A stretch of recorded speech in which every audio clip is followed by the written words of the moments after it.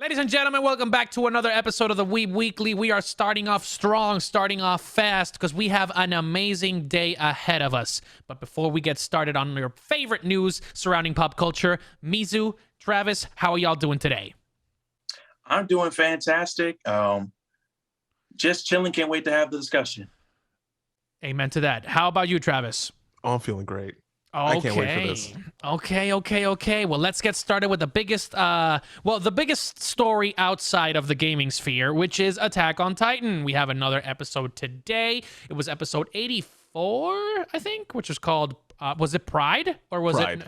Pride. Okay. So it was called Pride, and it was absolutely bonkers. Had me on the edge of my seat finally after a couple weeks of just like slowly steady pace. I nearly had a heart attack midway through the episode. So Travis, Misu, give me your first thoughts and try to give the people a little bit of a breakdown of what happened. Oh yeah, sure, absolutely. No, I absolutely loved it. I loved how it was adapted as well, because right now this is where you're seeing the real fallout, like Anyan Capone and on his knees being held by gunpoint by Jean. You see the Card Titan coming out. You're seeing a whole bunch. Actually, the very end of it was a really great twist, and I want to see Jose's opinion on just seeing everyone in the room, like Annie, Reiner, everybody, and they're like, hey, we're all a team now. I really loved it, specifically not just for those moments, but really because of how it adapted Anyan Capone's speech. Because between the manga and the anime, it's slightly different, but the anime Anyan Capone is way harder. Way harder, because in the anime he pretty much really leans into them by saying, my homeland was crushed, my homeland's going to be crushed, my family massacred, and the only ones left will be you xenophobic shits. Yeah, sucking up to you guys for life isn't worth it. Even you should know how insane this is. But in the manga, in the manga, he's way more civil. Like, he's still trying to reason with them. So like in the manga, he's like, as a result of that, my aid, my homeland will be trampled. It's kind of like with the pinky out. Yeah. As a result of my aid, my homeland will be trampled and my family slaughtered. And now the only ones left here are a bunch of pathetic xenophobic bastards. Is that it? My life is not so precious that it would be worth flattering the likes of you. Oh, that's hard too. That's pretty hard fancy. It felt fancier. It felt the anime Anyan Capone is grittier. What a distinguished gentleman, sending them off to the shadow of so quickly. I feel like that. How about you, Mizu? Did you like the episode? How did you like the adaptation? I definitely liked it, especially with Travis was talking about the last pod about how we were seeing some of the Eldians going against Eren and what he thinks. And I like how we're seeing that mindset. We got the ones who are just like, yo, screw Eren, like he's killing our people and all that stuff as well. And then the other ones just like, hey, it's the sacrifice must be made. Like, I mean, they do the same thing in other countries and other stuff like that all the time. What's the difference? Like, and they're like, oh, if this is the price to be made, then let's go ahead and do that. And I like how we were seeing that schism going on. So I thought that was great. I like how during the scene where they were just chilling, Connie, Armin, all them were just eating food, and then out of nowhere they were just like, "Oh," and like Annie, right like, and I thought that was funny. But yeah, but I like earlier with Connie and Armin when when Connie brought up Falco doing his thing. Yo, that scene when Falco was just like asking him like, "What are we doing?" and Connie did this whole.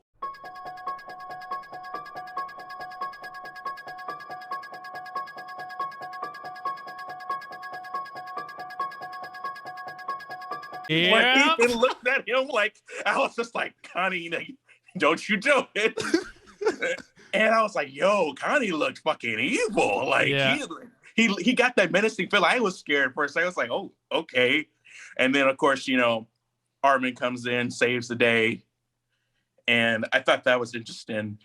But yeah, I mean, and then again, I understand where Connie is coming from, to the point, like we said the last couple pods ago, about, I mean, wouldn't you do the same thing for your family member, like whether your sibling, your spouse, or anything like that? So I get where he was coming from with that. But overall, yeah, this episode was great. I liked the tension. I liked everything that was going on. And of course, what Travis was just saying with Onyan Capone just laying it to him because he only joined because he hated Marley. He didn't have anything against the rest of the human race. He was like, yeah, Marley needs to go down. They become some imperial, like self-righteous bastards.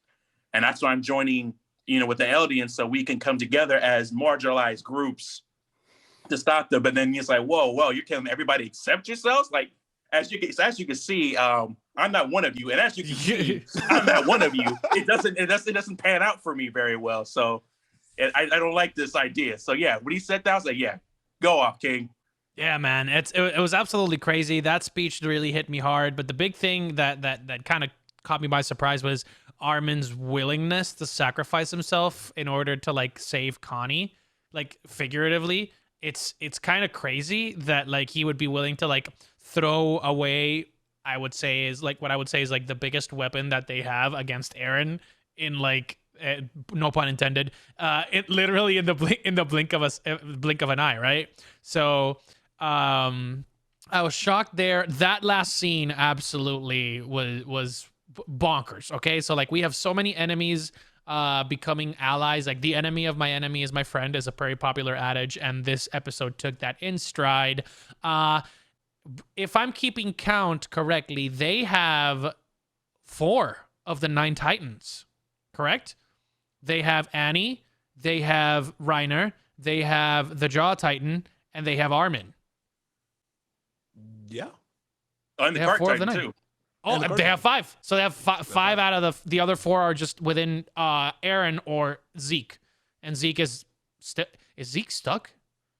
Is Zeke still alive? That's a question. I'll say leave that question on. You'll find out what happens. Exactly. Damn it. Can't answer that one. Damn it. But speaking of a question that is answered, and we actually predicted it. I mean, we already knew it was going to happen, but Levi is alive, okay? Levi's not dead. You can stop. Well, no. The simps can begin their symptom again. The only thing is that man is missing an eye. So that's the only issue that you guys are going to have. But Levi... Fingers.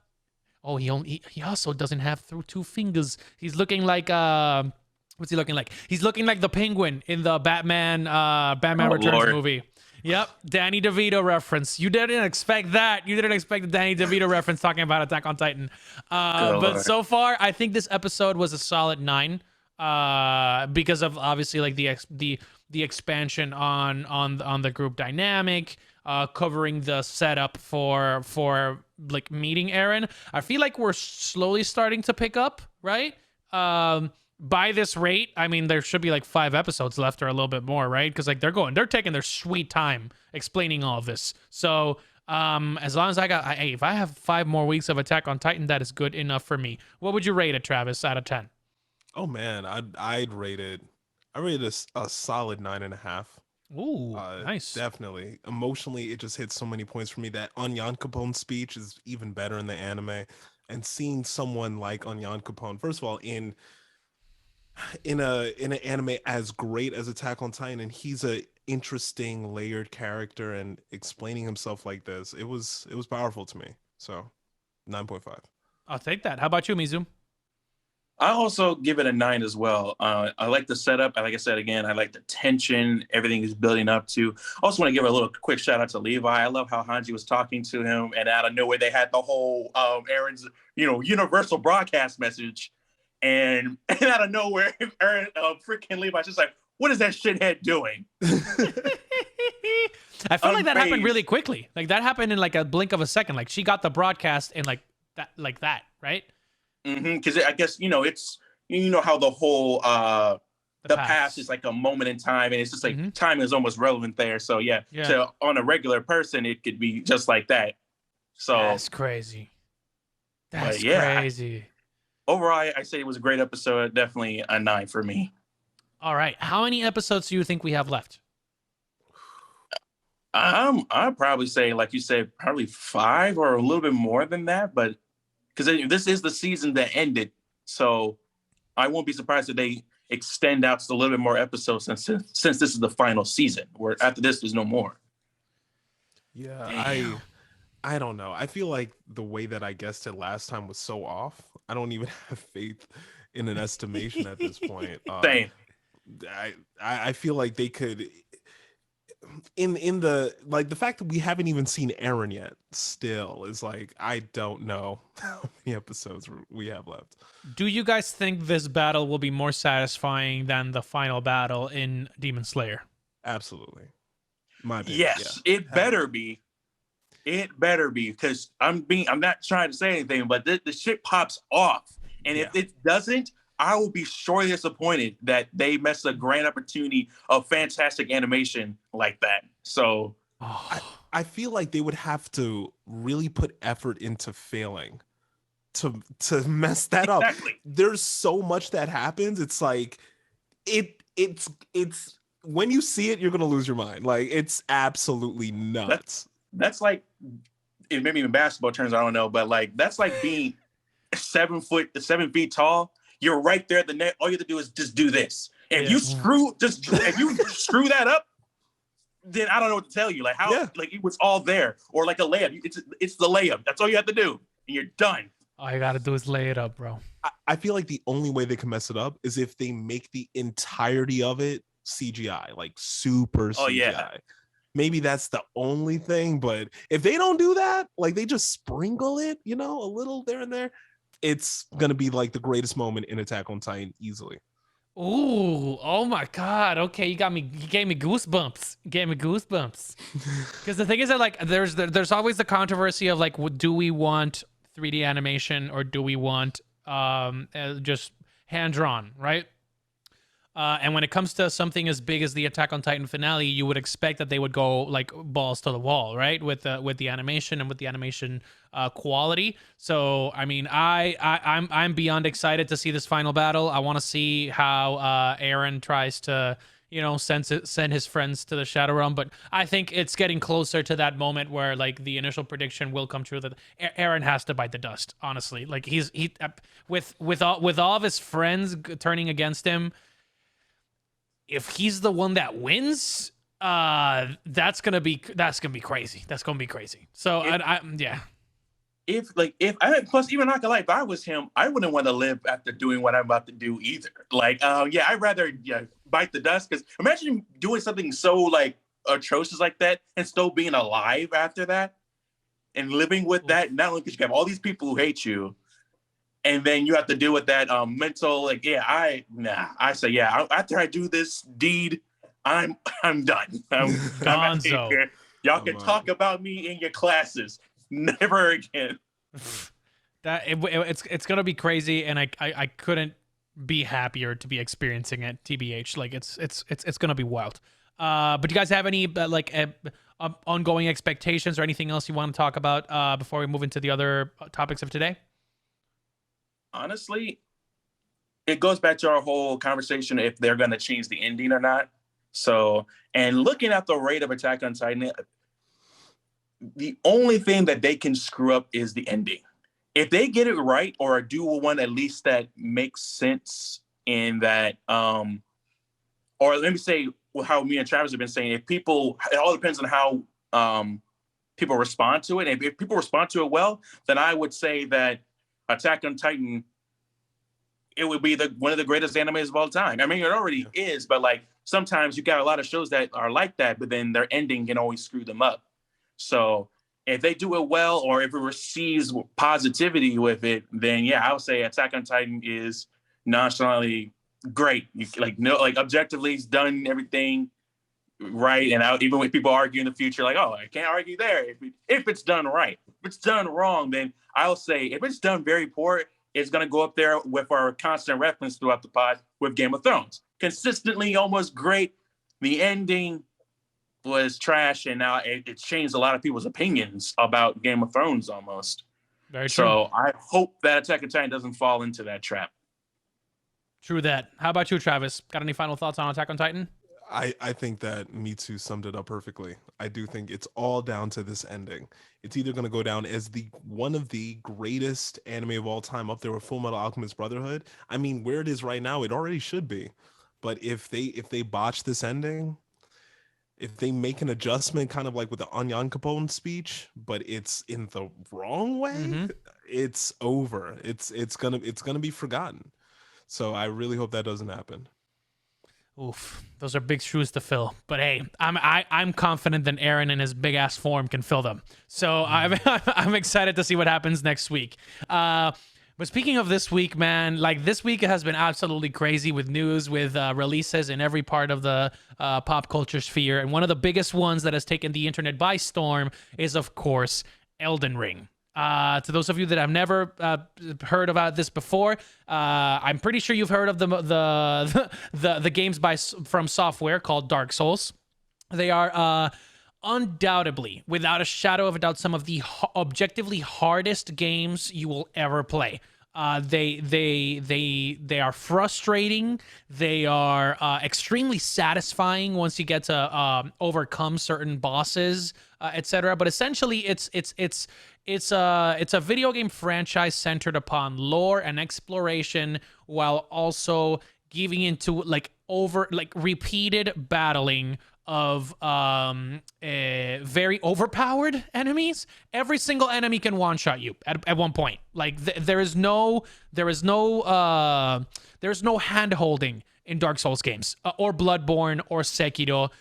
This studio has prided itself for over a decade and a half of being literally the most rewarding and challenging experience you will have as a gamer.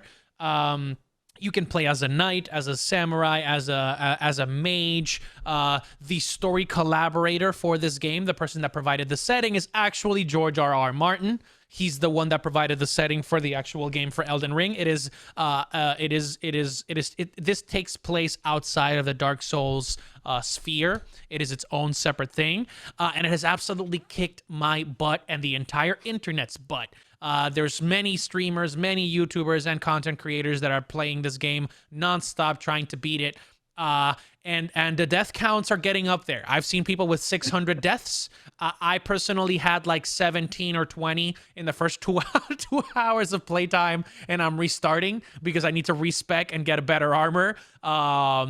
It's been absolutely crazy. 1, have you guys played the game? And 2, if not, are you getting it? I know Travis's answer, but I just want to let the people know what's going to happen. Oh yeah, I have no problem letting the people know. I am not touching Elden Ring. No! 10-foot pole. I still haven't gotten through Sifu. I'm still not into that game. I can't. I have no emotional room for more death. I can't do it, dude. Damn. Sifu's also really good. Have you seen the Daredevil mods?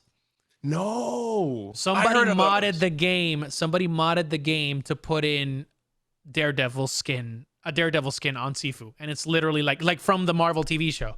And it's literally like, oh my god, that's awesome. Oh my god. I saw a Persona 5 mod, but I didn't see the Daredevil mod.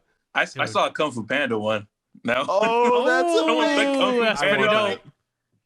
That's pretty dope. That's pretty dope. But unlike Sifu, right? And before I let Misu speak, unlike Sifu, you don't get stronger when you die. In this case, you just get shamed when you die, because literally it's you lose all of your runes, you lose all of your progress every time that you die, unless obviously you have a save point like a Serene Grace, so that's perfectly fine. But it is very frustrating. I'll just say that. There's a couple classes that have an advantage based on like the stats. You can literally customize every single portion of this game though. Like you can customize your items, the runes and attachments, essentially, for lack of a better word, that you put on your spells, on your staffs, on your weapons, and on your armor. It is very easy to get lost in the character customization because it is that deep.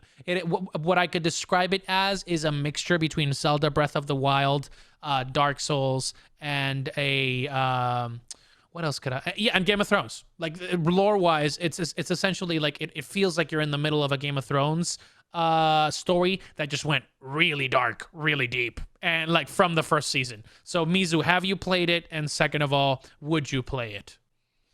So I have yet to play it, but I have been grappling with the idea, not because of the difficulty, but I'm not very an avid gamer like that. Like I'm one of those people that I'll game for like 6 months, and then after that I'm like quit cold turkey. After that, it depends on my mood and all that stuff. But I've been having this gaming itch ever since I seen this game or heard about it. I'm just like, oh, I think it's. Oh, and then George R. R. Martin's involved in this. Yeah. Oh, okay, lore. You know me, I love lore, and now seeing people play the gameplay and stuff like that, and the builds and all that stuff, the customization. I'm like, okay, I'm leaning towards getting this game. I'm leaning towards. I'm gonna say I'm going to get it, and everything about it. First of all, we got to talk about and acknowledge the fact that this video game or the franchise itself or the studio, they haven't missed. Think about it. They had the first one, Demon Souls, freaking fire out the gate. Then they had Dark Souls, changed the game. Dark Souls 2, changed the game. Dark Souls 3 blew it out of the park. Wow. Then we got Sekiro. They decided to go like, we've been doing this medieval stuff. Let's go Japanese. Let's go Japanese mythology. Blew it out of the water. You know what? We got the PS5. PS5 came out. How about we remaster Demon Souls, but with our up-to-date graphics and all that stuff and more things to add? Even more amazing. And then now we got Elden Ring. And I was just like, are they, and now I'm not gonna lie, beforehand I was like, are they doing too much? Is this gonna be the game where they fall off? And as you can see, they haven't. And I love it so much. And a little fun fact, the creator of these games, to give you a little anime connection, the creator of this game was heavily inspired by the Berserk manga. Ooh. And yes, he grew up reading the Berserk manga and he loved all of it. Like he loved the lore and everything like that. So it inspired him to create Dark Souls. And I'm not gonna lie, if you go back throughout the games, especially in Dark Souls, stuff like that, there are references to Berserk in those games. And I love that. And I was wondering what references are there going to be in Elden Ring. And there's two that I've heard. One, there's a very obvious one. It's the tree. The glowing tree that's in Elden Ring is a reference to Berserk. Because in Berserk, there's this like demon king guy who has powers of a demon. And he's been trying to gather all these apostles. And apostles are people who have these demon powers. And he gathered them all together and turned himself into this giant monstrosity of a creature, and nobody can defeat him. Not even the main character Guts can defeat him until, the main antagonist shows up, which is Griffith. He comes in there all beautiful, all elegant. Mind you, this is the bad guy. And he stops him and he slices him in half and he turns into this giant glowing tree and he enacts what he calls the era of Fantasia. And I was like, oh, okay, that sounds amazing. And the tree in Elden Ring, that glowing tree, a lot of people believe is to be a reference to Berserk. And the other reference I think is pretty cool. And of course, if you already don't know, the creator of Berserk unfortunately died last year in September. And when you go throughout the open forest where, like, I think where the knight is, like that forest knight is in there, or just in that general area, there's like this little grave part, and there's this giant big sword grave, and a lot of people believe that's a nod to the creator of Berserk in his passing. So I thought that was pretty cool. Overall, this game sounds amazing. I can't wait for the lore, and a lot of people sleep on the lore of Dark Souls. Everybody's so focused on, obviously surviving and trying to get through the platforms and all that stuff. But when you take the time to listen to the lore and the story, because every boss, they put in the work. Every boss, everything has a story behind it. All the bosses you fight have a backstory that are so interesting. One of my favorite YouTubers, I keep pronouncing his name wrong, but it's Vati Vidya, and he does a lot of interesting videos explaining the lore to it. And I can't wait to see him do some videos on Elden Ring with it. So when I get the game, I can understand the history and story behind a lot of these bosses that we're fighting. He already does a video right now giving you the origin or the story possibly behind the first boss you fight, the little mini boss you have to go through in the first part of the game. Little is a little understatement. An understatement to that boss. There is literally no hand holding. So if you're of the faint of heart, if you are impatient, highly suggest you steer away. But it is being regarded as one of the best video games of all time. Like so far, bro. This is one of the best reviewed video games of all time pre-launch, like ever. Like this game got a 9.7 on Metacritic, 10 on every major review platform. the thing is that like it's taken the world by storm, because for newbies it's just like an impossible mountain to climb, but for everybody that's like a veteran Soulsborne game, they're like, yeah, this is like the best game that From Software has ever put out. So I'm like I'm confuddled. I am bewildered. I'm hornswoggled at the possibility that Game of the Year could be taken away from God of War by Elden Ring. But hey, I'm gonna try to beat it. I'm gonna try to beat it. I'm not gonna lie. After seeing that, it makes sense, because I even saw Nerdist do a review on it. They're notorious for always giving things sevens. It's like a common thing for them. Like, oh, it was pretty good, 7. Oh man, it was a magical 7. Like they keep giving stuff 7s all the time. And when I was watching their review, I'm like, I wonder what they're gonna say. They actually gave it a 10. They gave it a whole 10. No, and the part that was so crazy about it is, Nerdist, when they do their video game reviews or reviews overall, they also give you the bad. They didn't say anything negative. They just said that, oh yeah, it's pretty hard. Just be prepared. But I was like, wow, no 7? That's crazy. Look, to me, after having this talk, I feel torn now. Okay, because. Me too, Jose, you guys did such a good job providing the lore, the ratings. I didn't know George R.R. Martin was a part of this project. Yeah. That is astounding. And then on the other hand,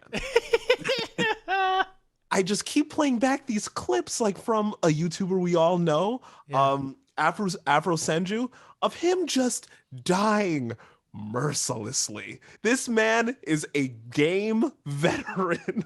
He actually beat Sifu the entirety of it on age 20. We're talking death run? He did a no death run. Master gamer. I don't know how he did it. It's insane.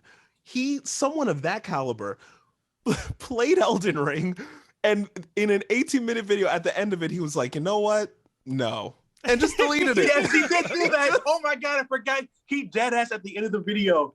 He freaking, because it's like after he died, he's like, nope, he dead ass logged out of the game, then shut down his PS5. Yeah, and he was just like done. That's why I'm like, I don't know. I don't know. Me and my wife, we're sitting here like, is this the end of the video? And then it's like, yep, like here's giving you all the little recommendations for other videos. Like, wow, he really ended the video like that.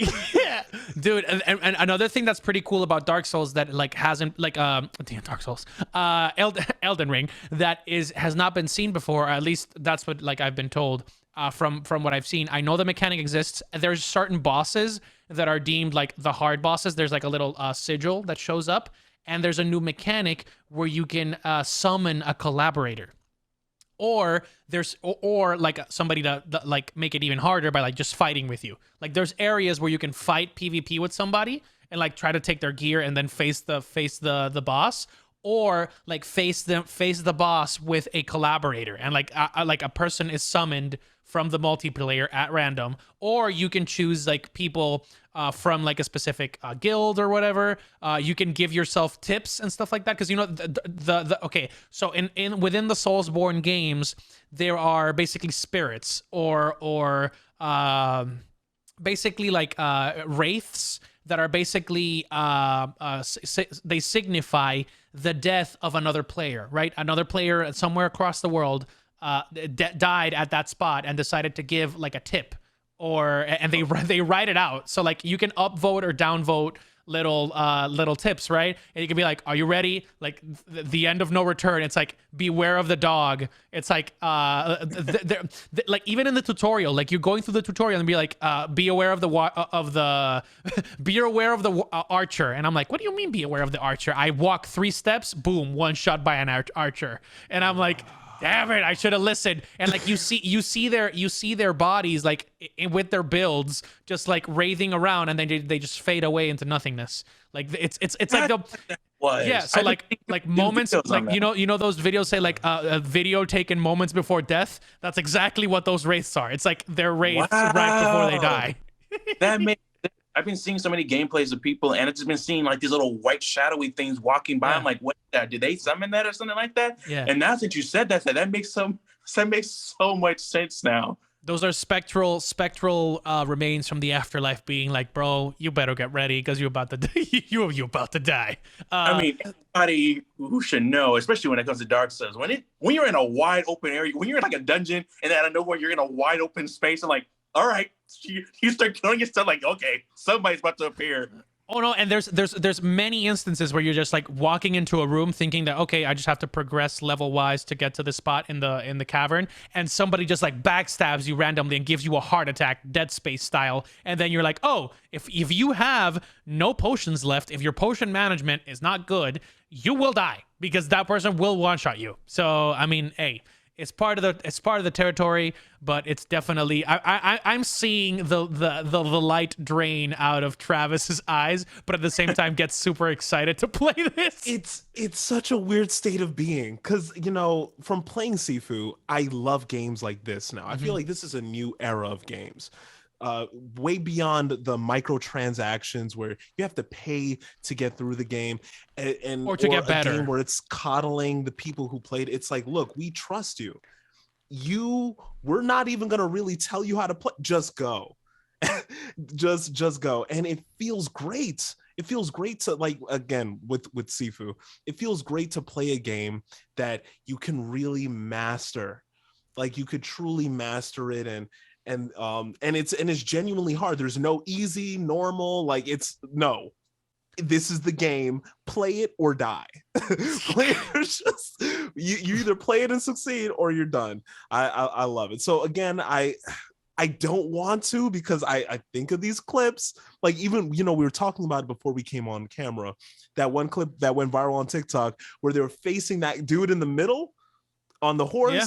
And right before he was gonna kill him with one swing, he was killed by a zombie with a torch. I think I would need help. I would need medical assistance if that happened to me. Like, I don't want to go through that. My friend who's a veteran at these games said, look, I think I'm gonna give it roughly 3 weeks or a month before somebody pulls in the first speed run where, like, they beat the game without dying. Because you can't, like, you can beat these games like without dying. There's like certain there's a lot of strategy involved, a lot of build management, and like you get the best spells early on, the best armor, like by basically not cheating the game, but like exploiting the easy pathways out, like maybe like forcing a villain off a cliff, like by doing a certain movement, right? So like there's certain things that you can do to like expedite your process through the game. And he said, yeah, this is gonna take like 3 months. Like instead of a month to get like a no death run, like speed run record, he's saying, yeah, this might take a while, because like it's hard. It's really hard. Exactly. And I don't blame him, because I mean, Dark Souls is known for like how they do their bosses, because you can be in there and then out of nowhere you think you're finally understanding the villain's pattern, and then out of nowhere, in the midst of their health bar, they switch it up on you. They switch up their whole thing, because first you're just like that first boss you guys are talking about. He always does like a thrust. He has like a dagger he can summon in and stuff like that. But then when you get to a certain point, that man, or you survive longer than the average person, he switches up on you. When the guy I was talking about, out of nowhere, he extends his arm, does these spin moves, and he summons another sword. His swords like start glowing and starts doing other stuff. Like, that's the thing I like about Dark Souls and Elden Ring and things like that.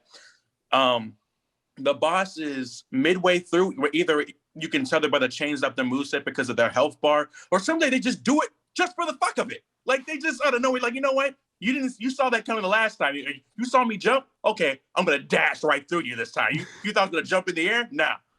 Now you're looking up, and then he dashed right through you, and you get stabbed. I'm like, damn. Bro, there's a boss in the third area basically that you get to. That's a samurai. That's the one that Ludwig was stuck in. And he had like, when I was watching the stream, he had like 20 straight deaths against him. I don't know if he stopped or like, I think he continued, because like he's doing the stream until he finishes the game. But this samurai boss literally he's up a hill, but as soon as you get to the area, he aggroes. Like he becomes aware of you, right? So he starts shooting at you with like, you know, that like some samurais use bow and arrow, and you get a bow and arrow like starting the game as a samurai. Instead of shooting at you with arrows, he shoots at you with spears the size of buildings. Like it's a metal spear, like from a fence. You know that those French style tip. He's shooting spears at you from across the map, and you're supposed to dodge. And I'm like, nope. How? Oh hell Nope. no! And then once you get to him, he's riding a horse, so he literally can just like move around you and do like figure eights on you. I don't know how I'm gonna survive that. I'm probably gonna need a refill on my blood pressure pills before I figure that boss out. But so far from my experience, it's super fun. It's super challenging. And I mean, you guys should at least try it for the memes, because the memes on Twitter for this game are worth the price of admission. I'm just going to say that. But definitely get it on the console, at least until they fix the lag spikes and stuff like that on PC. If you want to get it on PC, then have at it. I mean, have your fun, have your cake, and eat it too. Anything else that you would like to talk about with Elden Ring before we get into the Stackem Up? Sure. Please, I had go a ahead, question. Miku. Yeah. And it was so you already played it, Jose, you already have it. Yeah. So which class do you play? So I was beginning to start a series, right? I started a series called Beating Elden Ring with Doctor Strange, right? Because I wanted to build a mage and beat Doctor Strange. Like a hardcore I know that there's people that are gonna get the best spells and like have an OP build. I will not. I'm not starting with a mage the second playthrough, because like mages have really powerful spells, but they are what's called a glass cannon. Like you take one hit and you're screwed. Like if you don't have the right spells, the right incantations, the beginning of the game is hard.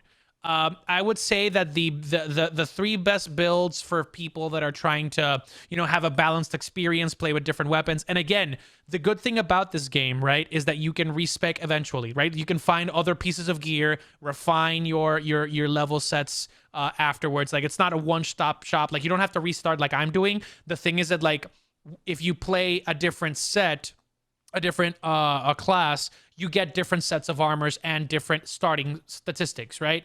So in my case, I have really high damage or intelligence, but I have really low strength. Like I can't take more than 3 hits.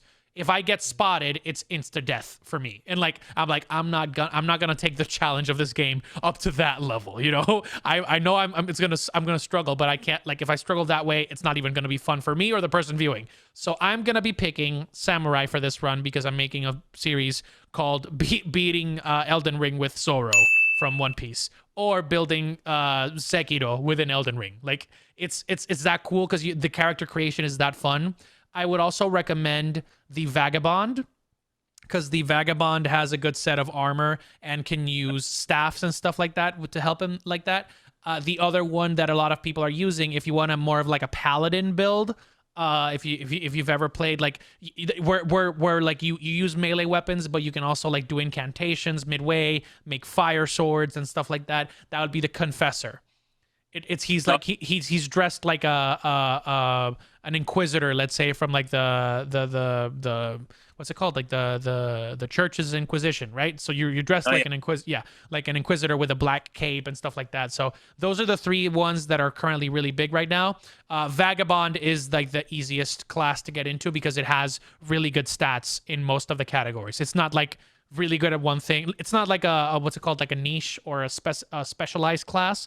It's really good at everything. So that's where you can start, and do as you will, Travis, because this game it will flow to you. Okay. I'm glad you brought that up because I was looking at that, and then another one that I maybe when I get the game I might dabble in is like the Prisoner, because the Prisoner is like a mix of you have swords and stuff like that. You can do melee and also magic. It's a kind of a mixed bag of the both. Yeah. But another one I saw that one person I saw doing gameplay of, it's like the last one. What's it called? Is it called Brawler or something like that? Hero. It's basically you start off like naked almost. That's the hero. You're basically Tarzan. You're Tarzaning, literally.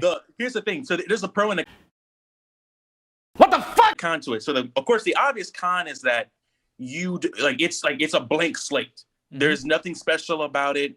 You just basically start from there. But of course, the pro is that you can customize it any way you want to. It's not like the others where there's already kind of a set to them. So rich. Yeah.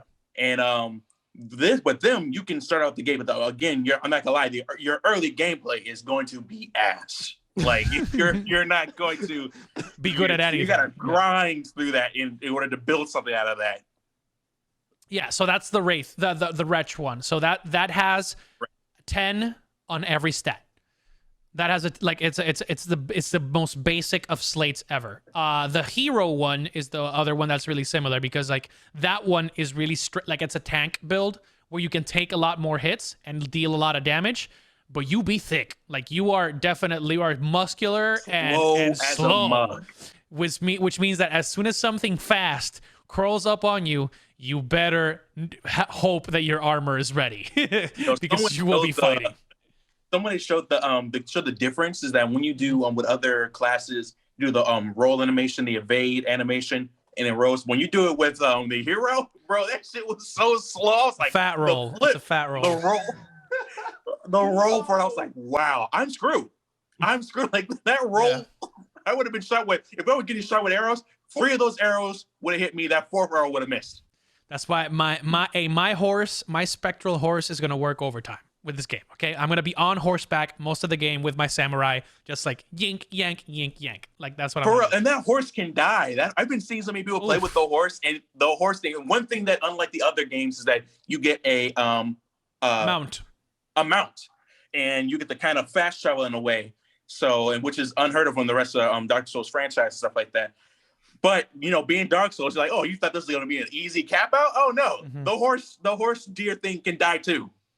Yeah. And I saw someone fighting that forest knight, and he had his axe and one-shot it, and his horse, his mount was dead. He happened to live, but like his horse mount was gone, and he couldn't summon it for a hot minute. Like I think there's like a cooldown for it too. Like you can't summon it after a minute. It can't just reappear after it's been killed. Yeah, you have to use your health potion to bring it back to life if it dies. And the vulnerability time between like the time where it dies and you fall off the horse and get back up, people can get 2 shots on you easy because it's unavoidable. Like it's like you have to wait those like 2 or 3 seconds, which 2 or 3 seconds it's just like in Dark Souls is like in swimming, Olympic swimming. Like 2 seconds is a lifetime. Okay, so yeah. Oh my god, and I'm glad you said all this because when I first saw Elden Ring, I was initially intrigued because I wanted to be a mage. I love the magic look. Same. But man, hearing this about the mage, I'm like, It's gonna be satisfying once you get the spells, but you will struggle. I know. I'm in that same boat too, Travis. Because I was thinking like, yeah, I'm gonna be a mage. Because every time there's a fantasy game where I can create my own character and there's a class of mage, I always go magic. Magic is for me. Like magic is always the one for me. And I don't get me wrong, the knights and all that melee stuff is cool, but magic's just something different about it. But now after you explaining that, Jose, I'm like, ooh, do I really want to start off that way and get royally screwed like that every single time? And what if my spells sucks? Like, what if it's one of those like okay? I would recommend if you want to go the best magic build is either like a prisoner or vagabond, and then just make sure that you get a good staff where you can like cast spells midway in battle and like use that as your like level. But going pure mage, you're gonna grow hair in your eyeballs. That's what I'm gonna say. You're gonna grow hair on your eyeballs, bro. Yeah, I'm gonna do prisoner, and because you get a sword and like a staff, I'm gonna end up like you say you're gonna do Doctor Strange. Well, I'm gonna do Gandalf the white, Gandalf the gray. I'm gonna pull that off. Sword and the staff. That's the only way to do it. But hey, speaking of video games, it's time to get to our Stackem Up, right? Yep. And our Stackem Up for last week was really, really tight. We picked what is the worst video game movie of all time, and there were 3 options. It was the Mario movie from the 90s, 90s or 80s, I forgot. The Super Mario Bros movie, which sucked. Mortal Kombat Annihilation, which was the second Mortal Kombat movie, and then we had the Monster Hunter movie. And lo and behold, the right choice won, which was Mortal Kombat Annihilation. Mortal Kombat won with, I believe it was like 87%. Second was mine with Mario, which was like 81%, and then 70 something percent was Monster Hunter. So it was a 10-point spread, I think, between the best and the worst. So that is a W for my boy Travis. Random name picker. So let's start to do the keeping it within the video game theme. This week's Stackem Up will be, what is the hardest video game that you have ever played? And oh boy, I think we have a pretty good solid selection to pick from, right? We've talked about a couple that are definitely up there. I think the Soulsborne genre is gonna definitely dominate, but let's see what happens. So the first person to talk will be, it's close, Mizu. Mizu will go first. Second will be, it's your boy, it's me. So damn, from winning to going last, Travis. Saddest of the news. Well, Mizu, we are starting with you, homeboy. What is the hardest video game you've ever played? There are several ways I can go with this. I can go the easy route, because granted, it doesn't help the situation, but especially with the topic at hand. But it's known for it too. That can also go a different route with it as well.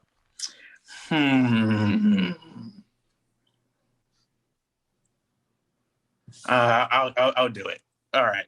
So the game that I will say that has grinded my gears all my life, but at the same time, I will say that it made me fall in love with it a little bit, and especially when it comes to gaming altogether, and that would be specifically Dark Souls 3. Not just Dark Souls, Dark Souls 3. Yeah. And Dark Souls 3, like I said earlier, changed the game, changed the landscape of how they did it. Because we were always wondering, is the third one going to be a flop? And with that being said, no, they went out of the park and have some of the hardest bosses in that entire game.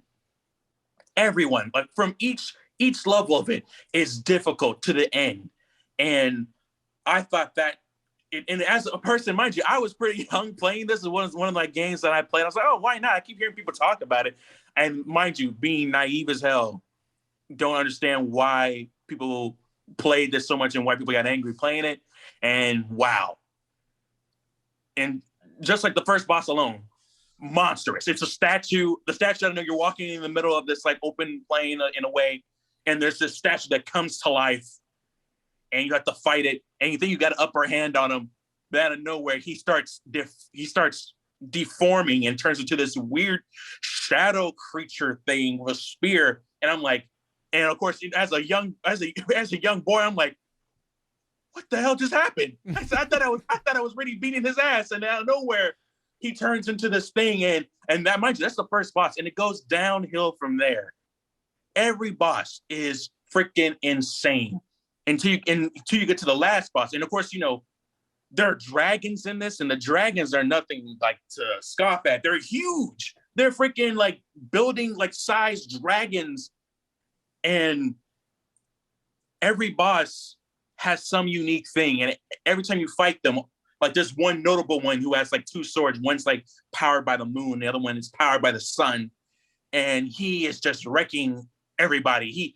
The one thing he can do, he can glide so quickly across the platform. And like I was saying earlier in Elden Ring and other games like that, is that when you hit a certain stride with them, they change up their play style. They change up how they fight. They'll go from maybe say a character who has like a sword and shield, they're attacking you with their sword, and then you hit a certain stride, they switch it up. He drops his shield, pulls out another sword, and then just goes berserk on you. And games like that, like Dark Souls 3, when it comes to that, is insane. Like I said, every boss is insane. And then the final boss, the Nameless King, who's this guy who comes in on a dragon, and you have to fight him on the dragon, and let's say you defeat the dragon, guess what he does? He looks at the dragon, stabs the dragon, and gains the power of this dragon, like some lightning power source. And you have to fight him with this power. And of course, there's so many videos of people talking about how hard it is, how difficult you can get through it, and like all the deaths. And you know, I think I'm not gonna lie, I think I'll give credit to Dark Souls 3 specifically, or just the Dark Souls franchise, that they started the angry gamer trend, where people go on there, play games, and they're just cursing at their screens of what's going on and everything like that. I would say Dark Souls, in a way, created a whole YouTube genre for video games. Amen to that. And that's my choice. I'll say Dark Souls 3. Damn. That's a solid choice, dude. Jeez. My choice is, I mean, objectively, it is Elden Ring, because that is the hardest game that I've ever played. But I've only played 2 hours of it, so I'm not gonna pick that. I'm gonna pick a game which I actually finished and was also really hard. Not at the same level as Dark Souls 3, but it was entertaining just the same. And the answer is 2017's Cuphead. Cuphead was absolutely bonkers. That's a tough game. Cuphead was really, really tough, but it was a beautiful journey. Like it's essentially taking a Steamboat Willie, so like the art style of the original Mickey Mouse, and applying it to just a Cuphead. Literally, just you are playing a cup come to life, and you are fighting some of the craziest bosses ever. Literally throwing projectiles from left, right, and center.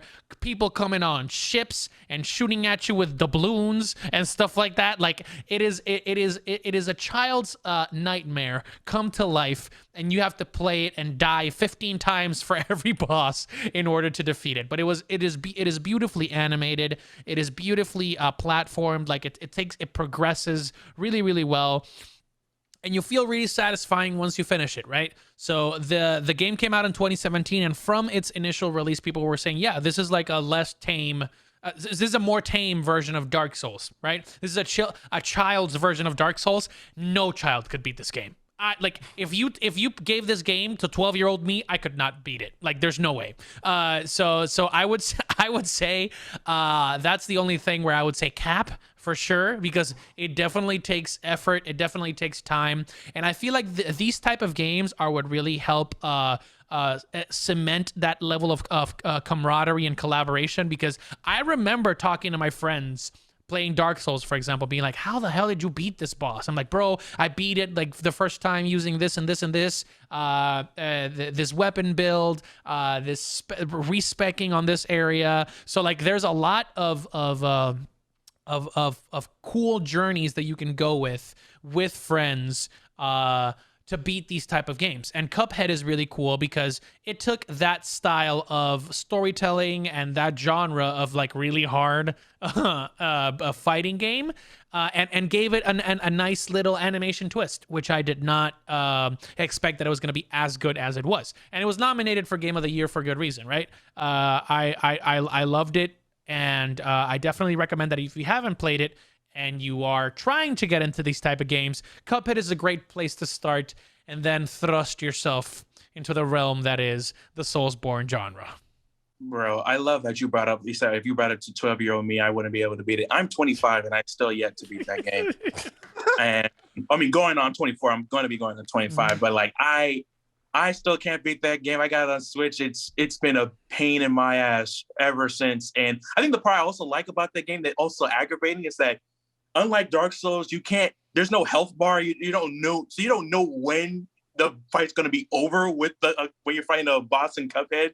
And then when you die, that's when you find out like how close you were from defeating them. There was one time I was playing and I died, and I was literally like an inch away from being at the end of defeating the boss. I was like, are you freaking kidding me? I'm not gonna lie. I stopped playing it for like a day or two. Like, you know what?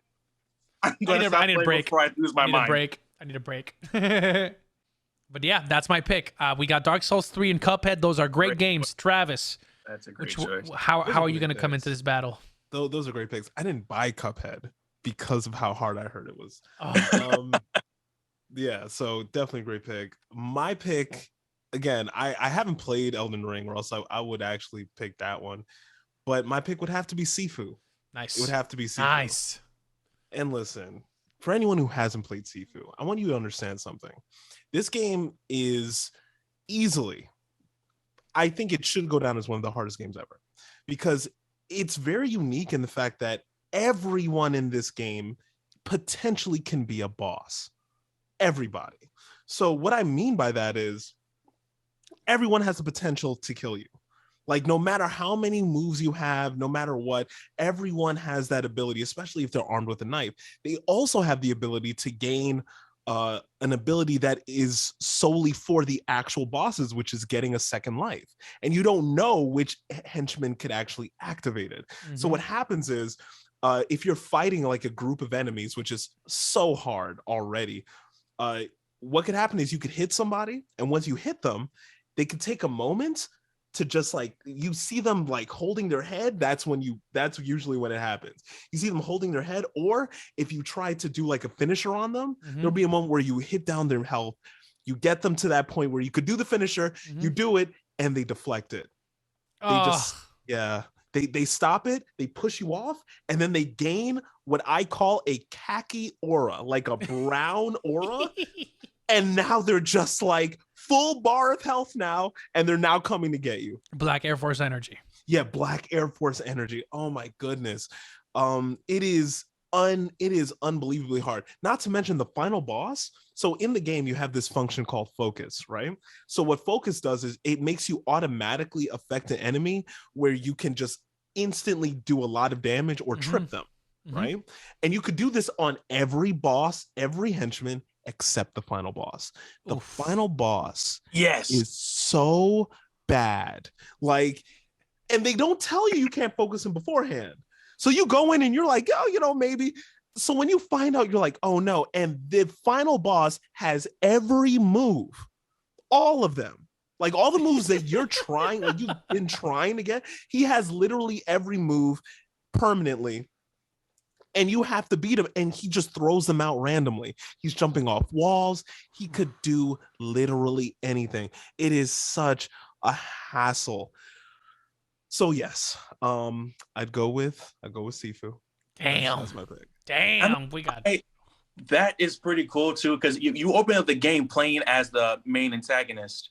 And that's pretty cool. And I like how it comes back full circle that he has all your moves set. He knows all the moves that you can unlock, and you have to fight him. And yeah, I was speechless when I saw that you couldn't focus on him like that. And I thought it was just maybe for the first part of the fight. Like, no, the entire fight, you can't focus on him at all. So you got to be pure hands, no special attacks, just straight hands. You have to just learn his attacks. And on top of that, this game is so hard, you die in the tutorial.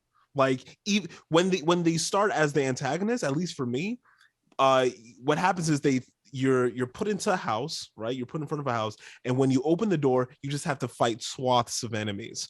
And even though you're this person who has every move you can get in the game, I still was tossed repeatedly by it. So this game is insanely hard, but insanely fun.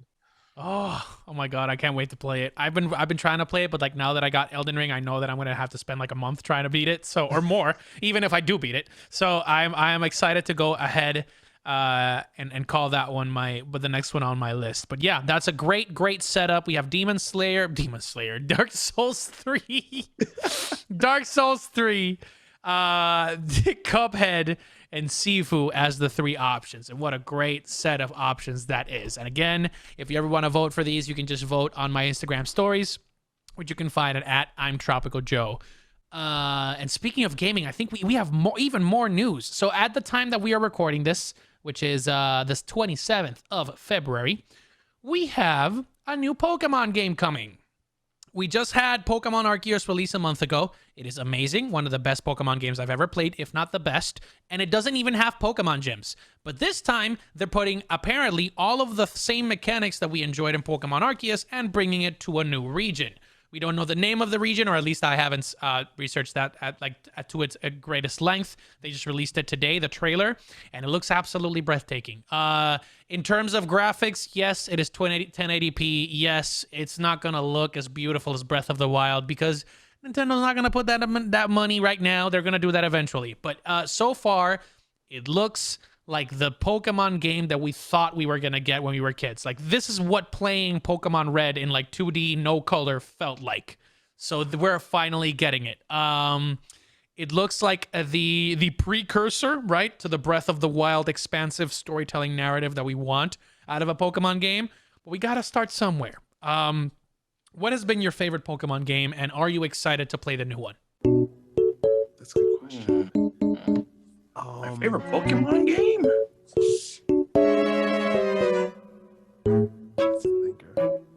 I got mine. What's yours? Mine was Pokemon Emerald. I would say Pokemon Emerald, which was the one with Rayquaza, which is my favorite Pokemon. That is, while I think that the best Pokemon ever is Pokemon Arceus, just because of like the mechanics and what it means as for the future of Pokemon. Like, the game that I had the most enjoyment playing was just like getting all the legendaries, like playing through a whole new region that had Pokemon that were all of them were designed so well, banger after banger after banger. Generation 3 was one of the best. And Pokemon Emerald shows it the best. That's my favorite Pokemon game. But I just wanted to see if you guys had any nostalgia for any of the previous Pokemon games, and which one are you most likely? Are you going to buy Pokemon Scarlet and Violet when they come out late 2022? I love Pokemon Stadium. That's a good one. Game. Good. Also, pick. Pokemon Snap. I did like it was just nice and relaxing, but it was also like. I liked it. It was wholesome. It was Could great. you imagine a Dark Pokemon Souls? Stadium, What? Could you imagine a Dark Souls Pokemon? Awesome. Imagine going up to him and be like, "Hey, what's your take on Pokemon? Can you give us your version of what Pokemon would be like?" Crazy. And you look at him like, "You sure about that? Okay." I love it. Oh That I would 100% buy that. What? 100%. A Dark Souls level Pokemon. Sheesh. We need those. The modders would go crazy. It already feels like that. Pokemon Arceus feels like that anyway. Like, at least the alpha Pokemon. The alpha Pokemon at one point, like if you're unprepared, they will clap you. So that's what they feel like. Definitely a good step for the future. How about you, Mizu? Pokemon Arceus yet, but I was shocked to hear you say that it doesn't have gyms. Nope. It is based on the story and catching, learning about Pokemon. You're basically building the first Pokedex. You're building the first Pokemon because it takes place. It takes place 200 years before the Pokemon League even begins. Like, there's no Pokemon. Wow. Like, people are trying to explore what it means to have a Pokemon companion. What catching Pokemon means for you as a person, or like society in general. Like, it's basically like feudal Japan. Imagine Demon Slayer, but like, instead of fighting demons, you're trying to catch Pokemon. That's awesome. That's actually a cool concept. I'm glad they did that. That sounds pretty dope. It is pretty dope. Really creative. A Pokemon. I know, right? It is 1,000% worth it. And now that they're bringing the gyms and like the traditional elements that we love into it, it's gonna be a banger. I know Scarlet is gonna be a banger. Do they ever explain like why they even want to catch Pokemon in the first place, or even like the science behind the Pokeball, how Pokemon feels in the Pokeball? Do they ever go into? They don't explain that in the game. You do get some explanation of like, like the morality of catching Pokemon, and like, do we want to battle them? They also explain that like it's the first time that Pokemon has overtly mentioned death. Like, ever. Like, they just said, yeah, you're going to face a trial to catch your Pokemon, and you either do it or you die, because you're gonna go outside of the main city to try to explore. And it's like, damn, Nintendo went that way. Like, Nintendo's literally going that way. So I'm like, okay, I'll take it. That's dope. But I feel like the Pokemon manga was always kind of like that. Like, it was really violent. I thought like Pokemon died. People died in Pokemon. Yeah, and like some of them did die, and like that's the thing. Like, the anime and the manga are starting to bleed into the games, which is great, because like it's a great myriad of, and like a great connection between the two pieces. And yeah, so the new game comes out at the later stage of 2022, and it looks to be absolutely breathtaking. I'm glad Hopefully. I'm happy that they brought that up too, because everybody always makes jokes and stuff like that about, oh yeah, like you're slaving these monsters to fight each other. That's messed up. And I'm glad they're bringing that up. Like, yeah, I mean, you think about it, that is seem kind of sketchy. Like, it's not just like your companion, but you're also training them to fight and all that stuff. Granted, not everybody who has a Pokemon in the Pokemon verse does that, because we see Pokemon used for other stuff besides fighting each other, but I was wondering, like, are they ever going to bring that kind of thing up? And I'm glad that Arceus did that. Like, oh yeah, bring up the morality of it, which is pretty cool. I like the world building. Okay, Pokemon. Finally making some big strides, Finally making some big strides. But hey, that's all it from me. Do you guys want to cover anything else? Nothing outside of I love doing this with you guys, man. This is Amen, man. This is great. Amen. Right. But hey, we got way more content coming through. March is gonna be crazy. We got the Batman movie. We got Moon Knight. We're the end of Attack on Titan. It's gonna be absolutely crazy. So make sure you stick around. Make sure to subscribe to our YouTube to watch our podcast instead of just listen to it. We will get everything on Spotify as soon as we can.